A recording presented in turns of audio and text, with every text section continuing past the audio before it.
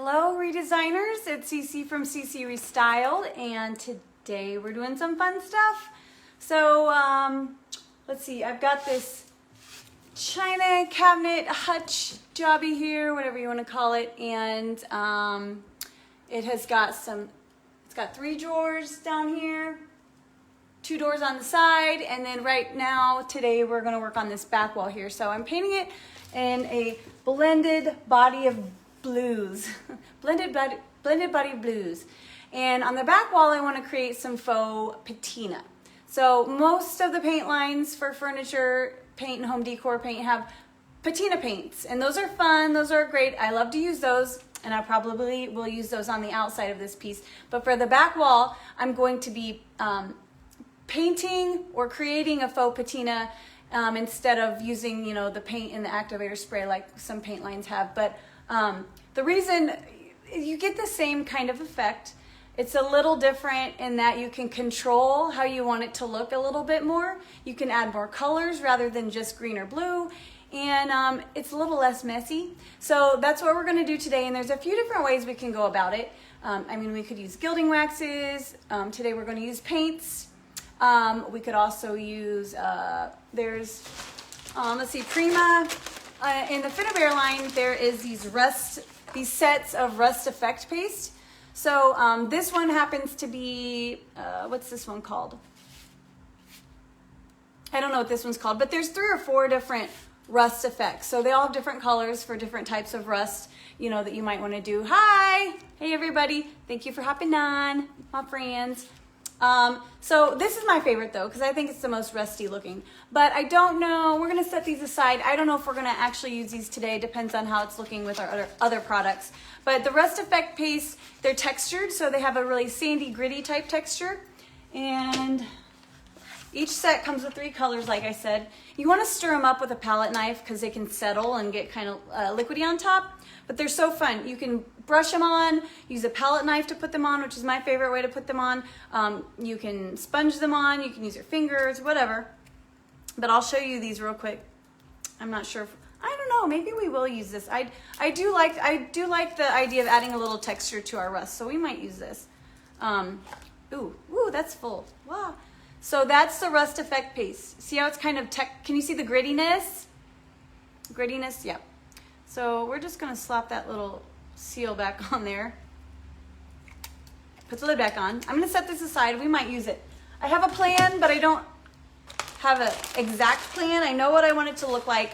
I know my end result, my vision is a patina, stencil lead patina look that's, you know, kind of aged. But we're also going to be using some paints, some Impasto paints. These are heavy body acrylic paints.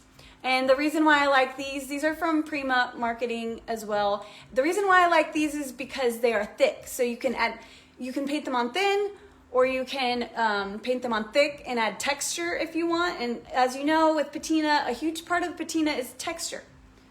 So I'm gonna set those there. We're just gonna set all the things out that we might use. Go for it. So let's see.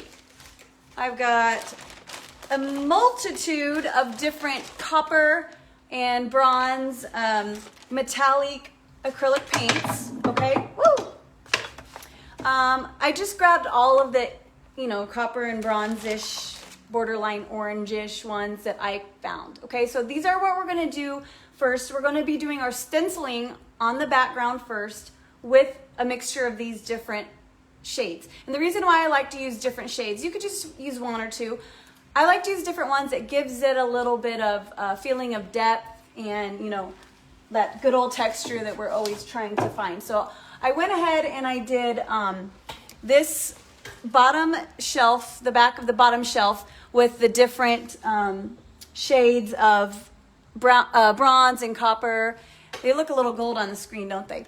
But I did that so that one can dry and we can do our next step. But I am going to show you how to do the stenciling, or how I do the stenciling up here. See that little spot right there that's empty? That's where we're going to do it. Right there. So let me finish getting my supplies ready. What else I'm going to need to do this is I grabbed a French tip brush. I like that French tip brush. It gives nice faded off edges when you're stenciling. I grabbed a couple of these stencil dabbers. They're little foam guys, and you just, you know, dab on your paint or whatever you're using. And I grabbed a palette knife for our rust effect paste if we use it. And I grabbed this nifty roller brush from Redesign with Prima. I love, love, love these things. It's this long handled brush, and it comes with, I think, 4 foam rollers, and they're very short. They're foam, so there's no nap. And so they soak up the paint, and when you're using it on stencils, I love to use this on stencils. As long as you get the paint good and soaked up into your foam roller, you know, you can get a nice, clean, crisp edge stencil easily. And that also comes with a little acrylic plate, and you can use this to pour your paint onto, and then you just, you know, roll your roller in it. I'm not going to do that. I'm going to use a paper plate just because I like to throw them away. Less to clean, you know what I mean? Oh, that rhymed. So I'm going to go ahead and grab my stencil, which is a large stencil from Redesign with Prima. And so these are large stencils. And I got to tell you, I cut this up to fit in each cavity, each little, you know, shelf of my hutch here. I cut them to fit, or you know how they say measure twice and cut once. Well, I measured once and I cut once, so I was a little off on this one, but that's okay. Our stencil's a little aged, not perfect anyway, so it's not really going to make a big deal. But anyway, so I cut them to fit. I don't suggest that you always do that, because stencils are expensive, let's be real. But when I buy stencils, I know that that's a possibility that I'm going to need to cut it and customize it. And let's face it, I'm a terrible, terrible stencil mom, so I don't really take care of my stencils that well. So I get them my money's worth out of them, and I buy them in multiples so that I can, you know, edit them if needed. So this one is edited. It's normally like 3 or 4 times this size. Okay. Thank you, Lori. That's a very nice compliment. I love that. I'm glad, you know, the reason why I do this is so people might want to try these techniques. You know, if I didn't want to share, I would not be doing these videos. I love to see what you do. I love it when people, you know, learn something and they show me what they've done, because guess what? It's always different. You know, it's never just like mine. It's always different, and that's awesome. Okay, so I did spray the back of my stencil with spray adhesive. I just used Eileen's tacky spray. Let it dry to a tack. I got a little bit of tape here somewhere. Here it is. So I'm going to tape it in place just gently to hold it in place. I don't need to get crazy. So I'm going to line it up. See this impression I've already done over here. I'm just going to line it up, you know, like you do a stencil. Maybe.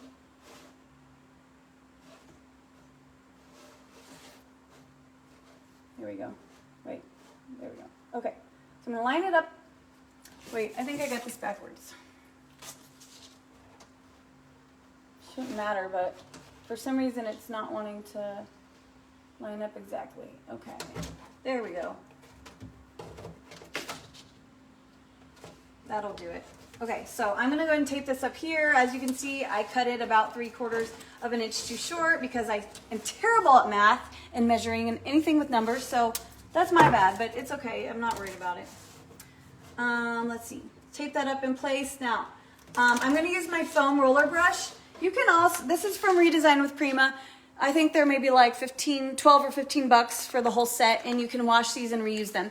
I also use the craft foam rollers from the craft store, like Michael's or Joann's, and they are like a few bucks, and you just use them and pitch them or wash them out and use them a couple times. But I really like these a lot. These you don't really want to pitch. You want to wash them and reuse them as much as you can. I got some paper plates, and we're going to go ahead and start with, let's start with this kind of orangish one. I haven't used that one yet, so let's start with like a bronze and this kind of orangish rusty color. What I'm going to do is on my paper plate, I'm going to pour 2 of the different colors next to each other, okay? So,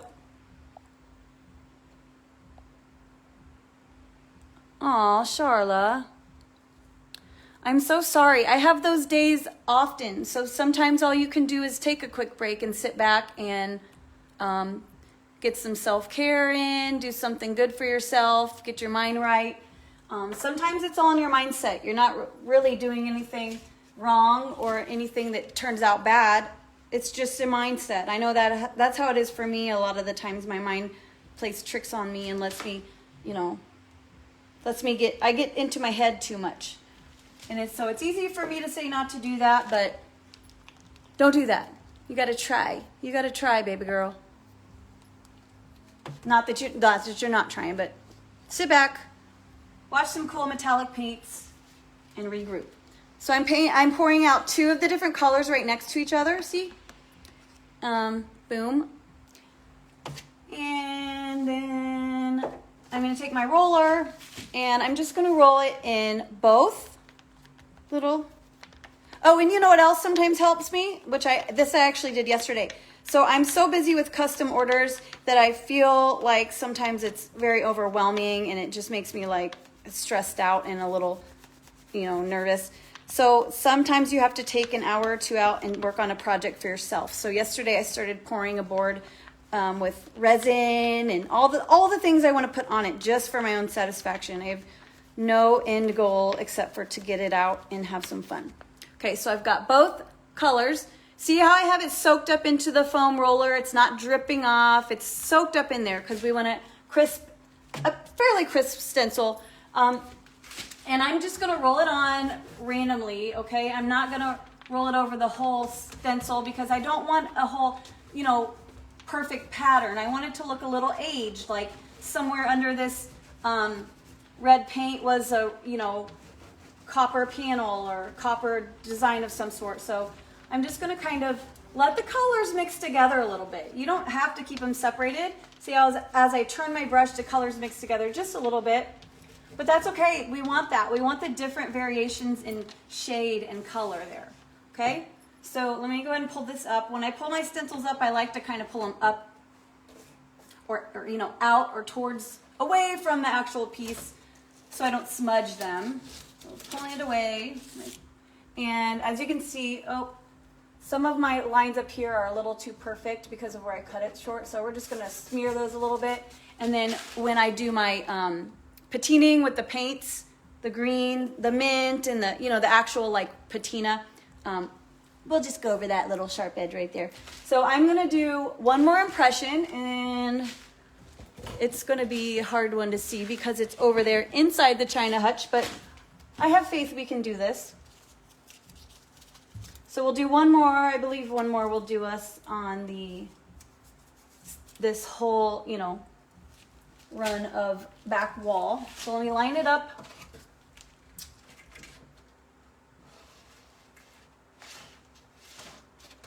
Here we go. Wait, yeah, there we go.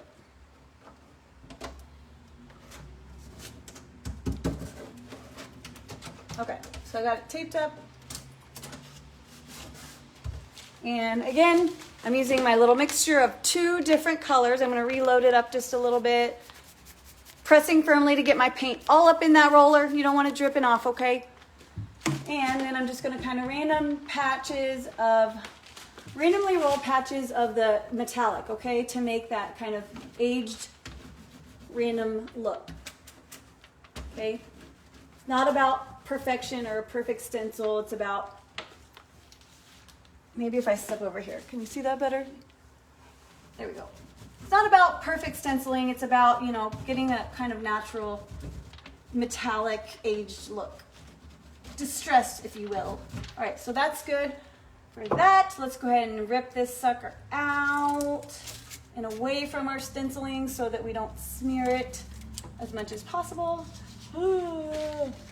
Okay, awesome. That's as good as I can ask for. See that?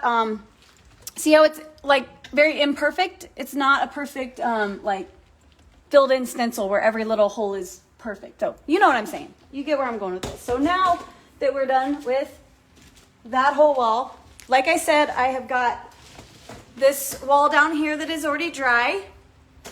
So the bottom shelf back wall I did earlier, it's dry. I suggest you wait till it's dry. That way your metallics don't mix in with your second step, which is going to be our actual patina-ing, okay?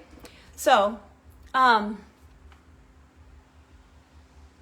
gosh, you know what? I am scared to death that I am going to break these windows. So the windows usually come out, you know, they're usually held in by these little rubber gaskets. And so you pop those out, pull the glass pane out, and then, you know, put them aside for safekeeping, which I usually tend to break them during that, at that point. Hold on, I need to put this roller away in a bag. So, these are actually built into the doors, these ones. So I couldn't take them out. So we had to tape them up, and I'm scared to death I'm gonna break one of them with the elbow or just simply falling because I'm not very graceful. Okay, so after your metallic is all dry, now we're gonna grab our stencil again, which this one I actually cut the right size. So we got 1 out of 3 so far with the right size. We're gonna go ahead and start. I'll just start in the middle so you can see that, and then I can do the other sides not on camera. I think it's easier for you to see what I'm doing here, obviously. So I'm gonna line her up as best I can from my initial impression, okay? So, I mean, it doesn't have to be absolutely perfect. In fact, if you can get it just a hair off, if you can get it about 1/8 of an inch or about 1/8 of an inch offset from your original impression, I think that is even neater looking, because then you kind of have a drop shadow or a, you know, little outline of your metallic. You know what I'm saying? Like a, I don't know how to explain it to you, not in design, graphic design terms. If you offset it a little bit, it'll give it kind of like a shadow of the patina. Okay, that's the best way I can describe it. So we're gonna tape this bad boy right back on up where he was. Now, we get to pick which products we want to play with. We got lots. We got our Rust Effect paste, which I believe I would do last. We've got our Impasto paints, and let's see. Yep, that's what we got. So let me put the lids on my paints real quick so they don't dry up. And believe it or not, like, these little pots last, they go a long way. So if you're thinking, like, how is she going to stencil the whole back of that china hutch with those little pots? Like, you would be surprised. You'd be really surprised. I'm almost done. I only got one more shelf to go on the back wall, and then I'll be done. And I still have plenty of paint left. Okay, so let's go ahead and do, let's go ahead and start with our Impasto paint. So Impasto paints, heavy body acrylic paints from Prima Marketing.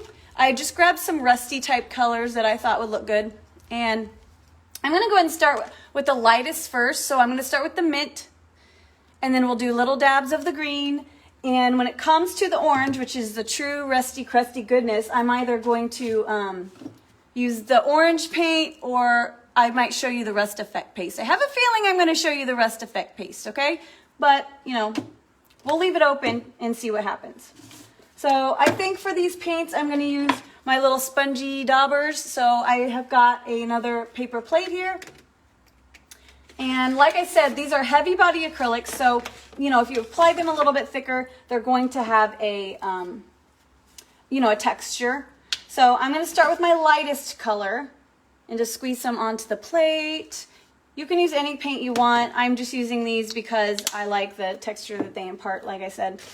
And I'm gonna kind of dab my dabber into the paint, and then I'm gonna like pounce the excess off onto my plate. Does that make sense? So almost like a dry brushing where you get the excess off, and then you just use what's, you know, kind of in the bristles to dry brush. Similar type thing. We're gonna pounce off the extra and just use what's soaked up into our dauber to, you know, put the paint on. And I just got these at, like, I don't know, Michael's maybe or somewhere. So we're gonna pick a random spot, and we're just gonna start dabbing on our mint color.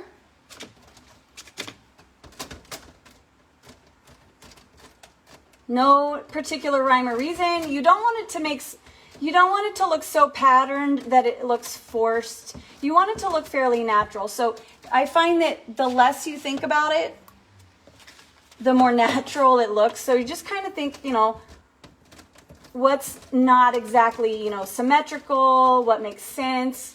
You know, it might make sense that, you know, our water was dripping down from above, and so it's kind of trickling down and creating this patina. That would make sense, right? So maybe we can think of it that way. And you want to try to, you know, get it nice and natural as you can, you know.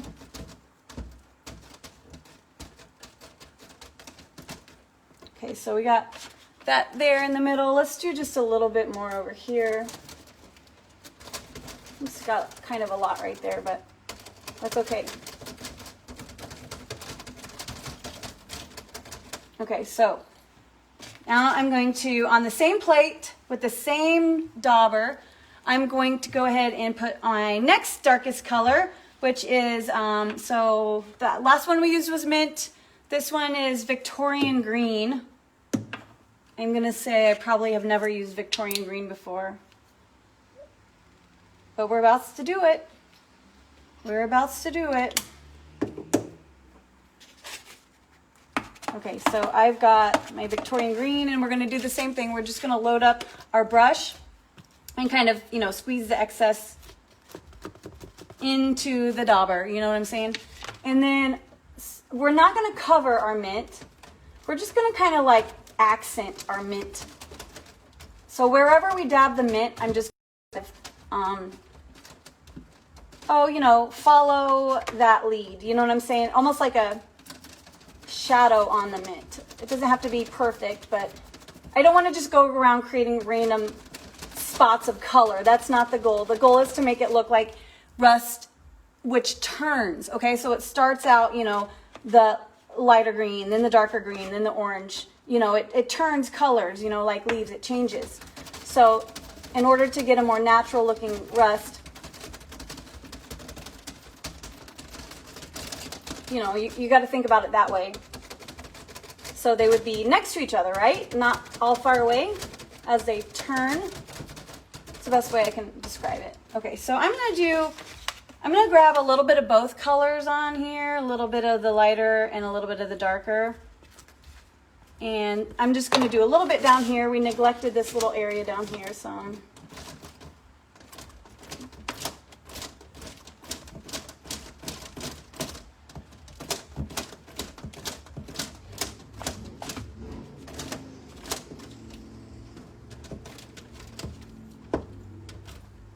A little bit more right here. Okay, so now we get to play with the rust effect paste.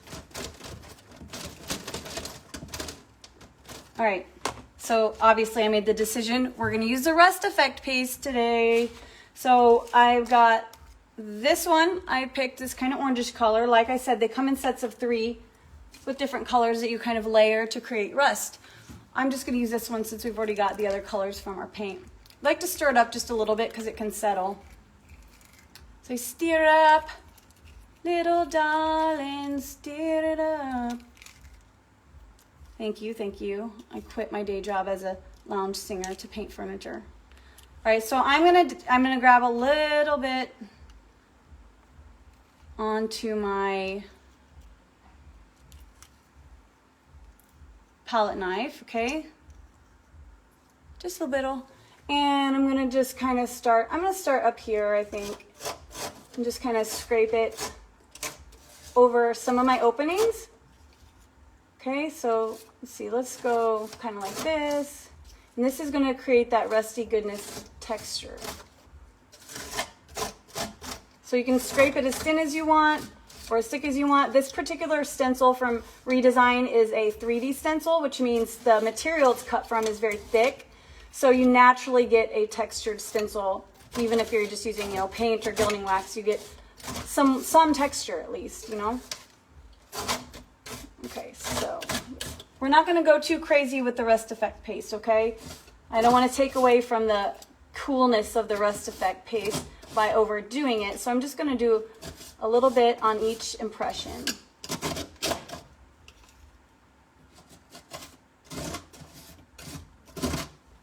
And then, did you see how gritty and textured this is? Cool, right?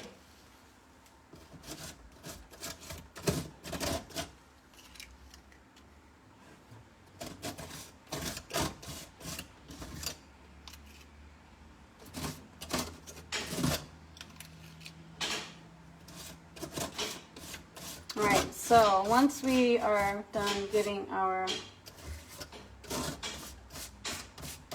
rust effect paste on, oh, let's do a little bit more over here. This area is a little lonely right here. A little lonely over here in the, there we go.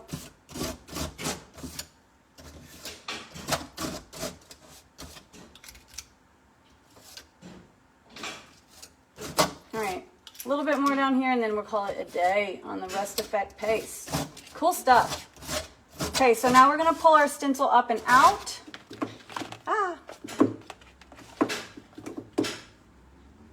Let me wipe off my palette knife. Pull our stencil up and out.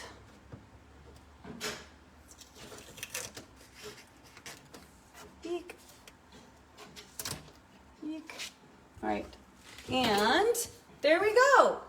That is our faux, oops, sorry, whoops, my bad. That is our faux patina stenciling goodness. So it's not, you know, messy, drippy, any of that like the patina paints can be, but it's a nice little effect. It looks pretty neat, you know, I think I like it. And I think it'll be just subtle enough for the back of my hutch when the doors are closed, or, you know, when the owners open it to get out their, whatever they keep in there, china or silver or whatever, that, you know, guests will get a little peek of the patina and be like, oh, that's a nice little touch. So I have one more thing I want to show you, and it'll be really quick. That is transferring on drawer sides. So I actually recently, as in yesterday, posted a piece where I had some transfers on the sides of the drawers, and I got some questions on that. So I was just going to show you real quick how easy that is. How easy that is with, you know, just the decor transfers from Redesign. So as you can see down here, these are the drawers to the hutch that I'm working on. So my customer or my client requested, so when I always ask my clients what kind of ideas they have and what they have in mind for their piece, and what I got was Joanna Gaines Type Rustic meets World Traveler was what I had to go on, so that's what I'm going on. So the World Traveler part is, you know, the kind of trying to use kind of Moroccan style stencils. And then nothing says World Traveler like maps and tickets and postage stamps, right? So I've got the Ephemera Collector Decor Transfer, which is super cute. I love this one. I don't have a lot of pieces with this transfer because it just doesn't really fit a lot of things I do, but I always I'm dying for the chance to use this transfer because I love it. Look at this, see, it's got little stamps and train maps and or train whatever, what's it called, train schedule or whatever, and tickets and map. Anyways, world traveler-y, right? Okay, so what I'm gonna do is put my postage stamps along one of my drawer sides. And then the other drawers will have the maps and the tickets and all that. But so this is our end result for one drawer, okay? That's one of the drawers. Isn't that cute? I love this transfer. I wish I had, you know, lots of instances to use it because I love it. I'm gonna point you down here so you can see what I'm doing. I've got my drawer side here, okay? This piece was cleaned, and this is basically raw wood. You know, like it's porous. It doesn't feel like it has any sort of finish on it. So you can put transfers on bare wood, painted surfaces, you know, sealed surfaces as long as they're 100% cured, okay? But I also see people ask a lot, can you put transfers on raw wood? And the answer is yes. Sue, you want the piece of furniture behind me? Honey, there's like 10 pieces of furniture behind me. So you can have them all. Please take them. No, they're all customs. So I'm working on that pile of customs. So I'm going to try to, you know, fit my transfer, you know, initially just to make sure I have enough of what I need and that it's gonna fit. Normally, if this were a big chunk of transfer or long, you know, I didn't, you know, it was enough that I want to keep the rest of it, I would measure my drawer and cut what I need of transfer plus maybe like 1/8 of an inch to like kind of, you know, roll under or over for a nice edge. I would use a paper cutter or an X-Acto knife, sometimes a ruler and scissors if I'm feeling like I can cut a straight line that day. But this, what I cut off, I'm just gonna pitch because it's only gonna be a little 1/2 inch, so I'm not gonna need it. I mean, I might save it till I'm done with the drawer so that if I have a tear or a rip, I can patch in that little scrap, but after that, I'll throw it away if I decide I don't need it. So, okay, so we're gonna go ahead and peel off our backing paper slowly. And again, I haven't treated this wood in any way, but I cleaned it the other day, but other than that, it's just raw wood. So I'm gonna start by lining up the top loosely. I'm not gonna press down on it yet. I'm gonna line up the edge of the top edge of the stamps with the top, and then this edge I'm lining up. I don't wanna cover up those joints, okay? Those are pretty dovetail. I don't wanna cut them up. So I'm gonna start my transfer right where the dovetail joints end, okay? Now that I have it in place, I'm gonna rub it on there real good. Okay, and I have about 1 inch left over here that I don't need. So I'm gonna take a sharp blade. Sharp is the key word there, people. And I'm gonna hold my transfer in place so it doesn't snag and pull it off. And I'm just gonna cut my transfer with my sharp blade, cut it 2 sides. You don't have to do it fast, you can go slow. Okay, boom, and that's that easy. I'm gonna keep this in case I screw up and I need a Band-Aid. But if I don't, then I'll throw it away.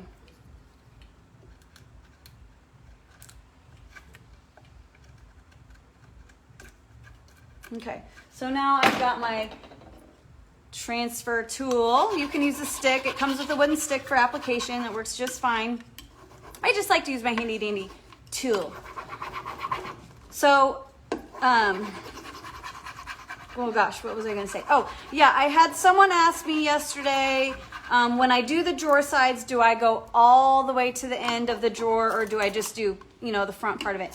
And my answer is, quite honestly, do I have enough transfer or fabric or decoupage paper or whatever to go all the way to the end? If the answer is yes, I always go to the end because it's all about perception and, what's the word? Impression, appearance. So if you have a customer coming to pick up a piece, you take all the drawers out to lighten it up and they see that you have not finished out the drawer.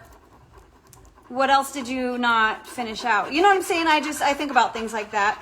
But to be honest, sometimes if I don't have enough, I'll go as far as I can. But, most of the time I have enough to do the whole drawer. So it's really a personal preference, but that's my take on it. Okay, so I'm rubbing firmly all over my transfer to get it to adhere. I like to go over the edges, kind of at an angle. And then see this little tool, it's got this little hook on the end. I can use that to go over this edge, the bevel on the edge perfectly. Perfectly, just like that. Okay, so now I'm gonna peel back slowly my backing paper once I'm pretty sure I got my transfer on well. Slowly, in case you don't have it down as well as you thought, then you can put your paper back down and rub it some more. All right, so we got it good. Now I'm gonna use my palm and I'm gonna go over the entire transfer. I'm gonna pop any air bubbles, smooth out any wrinkles. I wanna go over the edge, make sure the edges are down really well. If you do not have your edges down really well and your sealer creeps up underneath there, you could possibly end up with a cracking, peeling transfer, and don't nobody want no crack and peeling transfer. So you wanna make sure you pop air bubbles, smooth out wrinkles, and make sure your edges are all nice and down, okay? Make sure edges are down and adhered well. So this one sticks pretty good. So I got this little scrap here I'm gonna put on the end just to finish out my drawer side, and I'm gonna go ahead and line that up just like I did the first piece. Boom. Okay. And then I'm going to grab my knife just like I did the first piece, and I'm going to cut off the excess on that side, excess on this side, and rub that little guy on just like the other one. And then after you're done applying your transfers, you want to seal.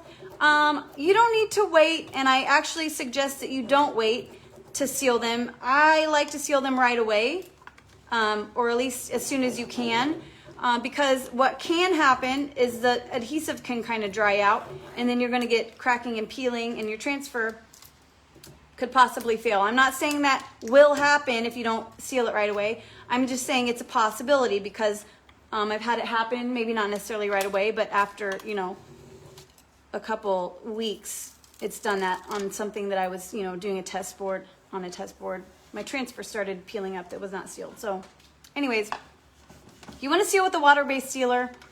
You do not want to seal with oil-based, because it will render the adhesive on the back of the transfer useless. So I like to use Dixie Belle Satin Clear Coat. You can use polyacrylic from Minwax. There's a list somewhere of the suggested sealers, but water-based is your best bet. Okay, so I'm gonna go ahead and just swipe it on all over, and I like to make sure I get my edges.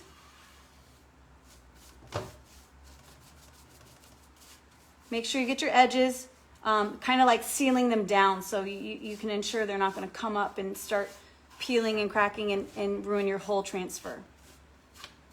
So make sure you get those edges, and then all over really well. Give it a couple swipes, and then let it dry, and that's it. So that's the sides of a drawer, dresser drawer with transfers, and our rusty crusty faux patina. So that's it. I will see you guys next Thursday at noon, right here in the Redesign with Prima group, and we'll do some other fun things using Redesign with Prima and Prima marketing products. Have a great day and have a great weekend. Bye.